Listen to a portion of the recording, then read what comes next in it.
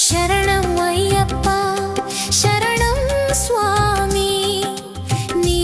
నామం వింటే శాంతి లభి పదవి పథమా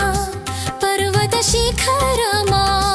నిన్ను చేరడం జీవన సాఫల్యమా మణికంఠాని దివ్య దర్శనమే మన హృదయంలో వెలుగుల జ్యోతి